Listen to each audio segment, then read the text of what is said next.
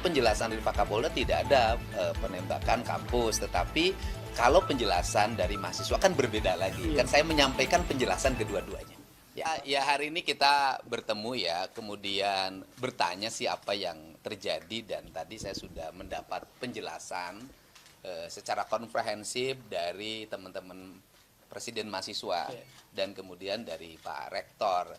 Yang intinya menurut saya dalam kegiatan berdemonstrasi unjuk rasa saat ini sangat memiliki potensi masuknya berbagai kalangan kelompok yang tidak ada kaitannya dengan kampus, yang tidak ada kaitannya dengan tuntutan, sehingga sering terjadi chaos ketika pelaksanaan kegiatan. Walaupun teman-teman yang dari Presiden Mahasiswa Unisba ini kan jam 5 sudah pulang, kan? Sudah kembali ke kampus dan tidak membuat kegiatan yang melawan undang-undang, tidak ada keributan, tidak ada konflik sebenarnya. Tetapi yang terjadi kan tadi malam sesuai dengan penjelasan dari kedua belah pihak, yaitu adanya kegiatan yang dilakukan di jalan raya, gitu kan, penghadangan yang dilakukan oleh kelompok tertentu ya, kita tidak bisa menjelaskan mana karena saya kan bukan penyidik yang bisa mengidentifikasi. Tetapi kemudian terjadilah konflik di jalan, dan konflik di jalan itu segala kemungkinan akan terjadi karena pada waktunya malam hari, kemudian kedua belah pihak sama-sama sudah lelah sampai malam.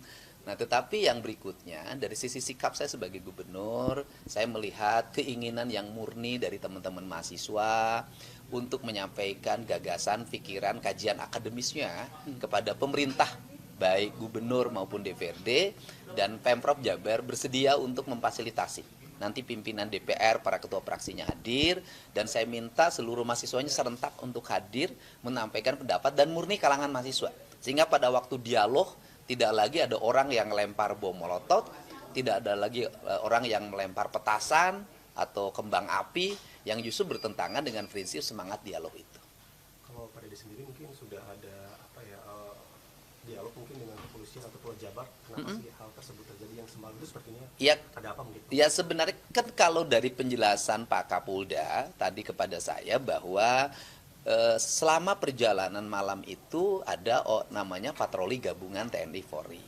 Pada saat gabungan TNI Polri berpatroli itu ada orang yang melempari dengan bom molotov, sehingga karena dilempari oleh bom molotov tentunya kan ada perlawanan yang dengan membubarkan kumpulan mereka agar jalan segera dibuka dan digunakan untuk umum.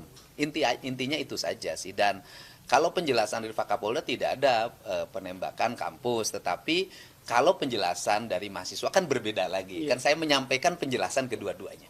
Ya.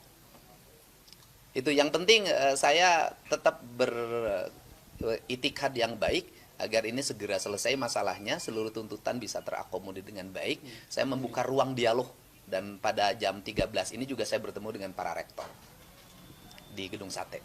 Ya. Antisipasi agar hal ini tidak terjadi lagi seperti apa Pak dari Pemprov Pak? Ya antisipasinya di gerakan kemahasiswaannya juga. Artinya yang gerakan kemahasiswaan harus betul-betul murni, tidak boleh tersusupi. Dan waktu kegiatan unjuk rasanya sebaiknya tidak menjelang malam, tapi dilakukan pada siang hari. Kalau bisa sih jam 17, jam 18 sudah selesai. Sehingga terbebas dari orang yang tiba-tiba pakai baju hitam, kemudian mukanya ditutup, lempar. Yang seperti itu kan terjadi.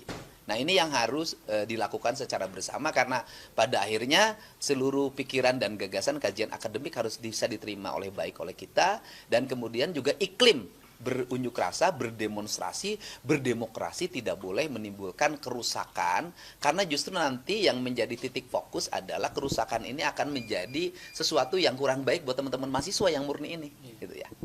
Ini mungkin kalau antisipasinya jika misalnya nanti ada demo lagi, untuk mengantisipasi kelompok-kelompok tidak bertanggung jawab yang memakai serba hitam ini untuk datang ke lokasi unjuk rasa gimana mungkin antisipasinya? Antisipasi pertama kan ada manajemen pengelolaan demonstrasi ya, karena saya dulu pernah jadi aktivis jadi tahu. Kemudian mereka kan biasanya terbarikade, punya ciri-ciri, punya kode-kode, ketika ada penyusup langsung diambil alih, dikeluarkan. Nah itu manajemen pengelolaan demonstrasinya juga harus segera terlatih dengan baik.